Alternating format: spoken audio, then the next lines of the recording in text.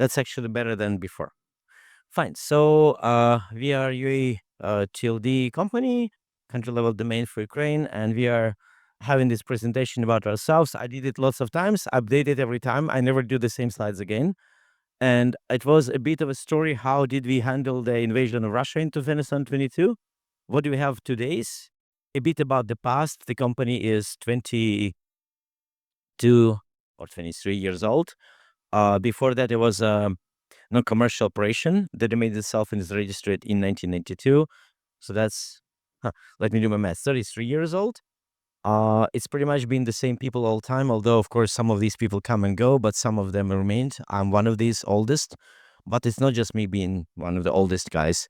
There is a few of them. I can name the names, but it's a bit short for that. So I think the lesson I learned, then we have to be prepared before the stuff happen. As UK is preparing for the war with Russia, I mean, there are UK people to prove me wrong. No, they are preparing. They're buying submarines and stuff, and the whole world is entering into, I would call it, black swan period. Things are unpredictably different now from even COVID era, right? In the COVID, we knew that pandemic would be defeated, the vaccine would be done, and then we go back to normal. Now, I don't think there is any normal anymore. The AI race is another thing. So we tried to be as stable as possible during the situation we had been through. I was personally responsible for making some things happen, and I'm glad, but my team did the most of the work. I was just coordinating the efforts of others, and I think that's important. I put some facts for people who want to sell or register UA domains. We have registry located in EU physically, meaning that the servers we're talking about, this is not the cloud, by the way, it's mostly physical machines. They are all in European Union countries, so not UK, not US, not I don't know, Singapore. But we may add some servers in these other countries. The registry means just a database of domains. As a DNS servers, we have Anycast clouds, 6 of them, including ours. These are all over the world. Like we have servers in the US, in Africa, in for not in mainland China though. Thanks to our partners, our cloud covers only Ukraine, Europe, and US, but we have 5 more. Do I need to put my voice down a bit, or should I speak up? Because I definitely don't want to shout. Tell me. You good? Okay. Just keep say. Not too close. Yeah, I usually don't use mics like that. I usually use the mic on my short. It's easier to keep the distance similar. We do use Cloudflare services to protect our infrastructure. The war with Russia goes on, and it is the whole model operandi, and we are stable and secure as much as stability and security is possible. So we did some changes recently. We have only one major restriction that we still keep having is a trademark restriction for the UA names itself. But when it's a suffix under UA, like the com.ua or kiev.ua, it's not restricted. So we kept some domain not expiring. We have changed that. We have now a complete dispute resolution policy compliant with the, best of the world, Swiss run, um, World International Property Organization, WIPO. They have a special agreement with us. We updated this agreement to include all of the domain suffixes, and it's been done since February this year. We have lowered our restore price for only double the renewal price, and registry fees are pretty low. We are using either hryvnia for domestics or domestic companies or dollars for the foreigners. Because we don't have just European Union, we may actually launch European Union country pricing just for simplicity of our European registry partners. We do have some of them. And then we have launched and retired. Yeah, sorry, this is a bit lowered. I should fix my slides. The suffixes of Ukrainian cities were changed to that. Okay, yeah, achievements, yeah. New status, whatever. I mean, I'm trying to summarize things to not bore you guys, so we have time for questions. The dispute resolution policies already mentioned. The signature for the DNSSEC were all created in end of last year. If not already. We have changed our signing key for the DNSSEC in last year, December. We plan to do this every year. We published our DNSSEC policy on their website. We updated our website as well. It's not here because, you see the new site, the old site was much worse. We have our DAP server, and it's connected to IANA. So if you just do the main lookup on ICANN site, you can see everything in RAW format, or you can use it in the tool. We also have this regional domain suffixes all available. We used to have some of them reserved. And then most of them had been switched to Ukrainian spelling for new registrations. We only kept three of these old ones because they are traditionally more used. We did some marketing campaigns. I would really be happy to meet people here who are into marketing and national relationships. I saw the Philip Bortsov very insightful presentation. I guess I'm not in that uh, area of expertise that he is, and I'm glad I can match with people here who know that. Also, people who do domain portfolios, I'm glad he talked to you because usually we don't talk to people who buy domains. We talk to people who work as a partners or registrars, right?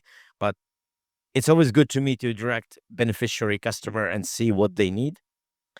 Okay, these are domain services we have launched in post-war period. Just a timeline, I guess, but it's a point that we have completed this conversion. We had been using lots of partners, and these are just all of them listed in some particular order, mostly DNS. Sysonik is a company we host the servers with. It's a Czech registry, a nonprofit organization located in Prague. NetNode is a Swedish company.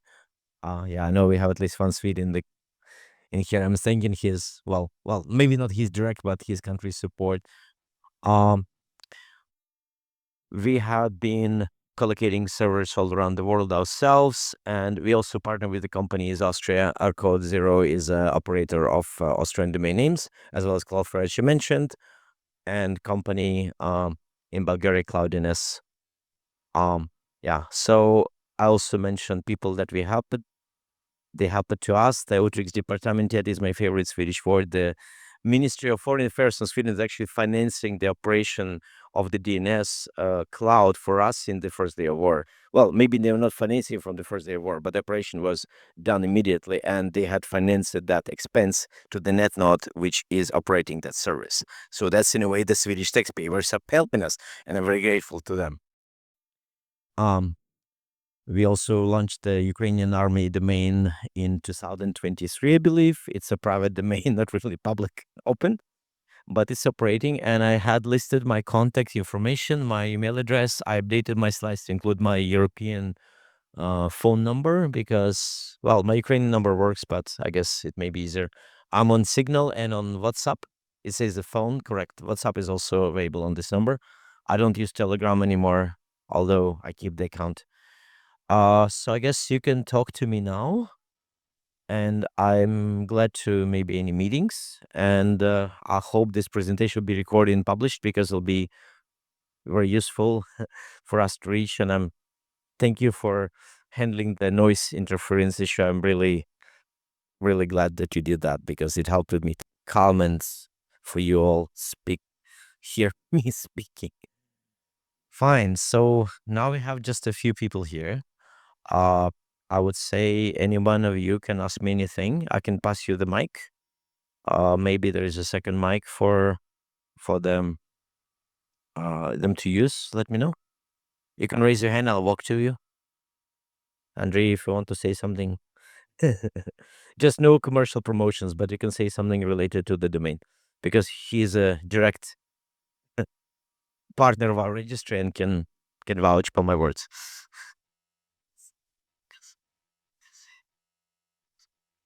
Sorry. What are the plans to open domains.ua to register without trademarks? Yeah, I know it's my favorite question for last several years. We have planned to do it actually in the year of 2020. It was the year of COVID. It didn't happen. We had a plan for that. And that plan had to be shelved because of the COVID lockdown. We have started to work on this plan again because we have to update it using, well, let's say trends in the domain industry in general. And we have to create like a way to change from the situation we have now to the situation in the future, some kind of sunrise period. So we're actually planning to have consultations this September and further with our registry and administrators operating the individual domains community to reach the solution which would be beneficial because, well, as ICANN is racing for this next GTLD round next year, I think next half a year would be. I mean, first half of next year, but that's what they say now. Yeah, we are not trying to compete with ICANN, but I'm like keeping this because the new domains would probably increase interest to any domains of um, regions, cities, countries in general. We're probably not going to be opening up new registrations in UA like right now, but I'm really committed to making this happen one day because I think it'll be beneficial to all of the users of Ukraine and all of the, all of the, let's say, affiliates of Ukrainian country, businesses, fans, or maybe some people who just like the UA suffix for whatever reason they choose to. And we remain, let's say, ready for that. There is no internal reason for us to not do that. Nothing that would say ban us from doing that according to regulation or um, any other restriction. Ukrainian government tried to pass the law regulating domain name UA. A couple of years ago, they changed the focus of that law to be exclusively on gov.ua. That law is being in effect, but it doesn't restrict the UA domain operation itself. It just restricts rules for the government websites on the gov.ua, making these requirements, well, more strict and safe, which I think is a great idea. Okay, so let me ask anybody else for any questions. If there is none, then I'll pass the mic. You came here, you want to say something or comment on the color of the slides? There is no reason it's orange except that I like the orange color. Well, and also it's easy to say just get the orange deck out because many people use the blue backgrounds, or white. Okay, if it's good, I'll finish and I'll pass the mic to our next presenter. And thank you again, and thank you guys being our sound people. Okay.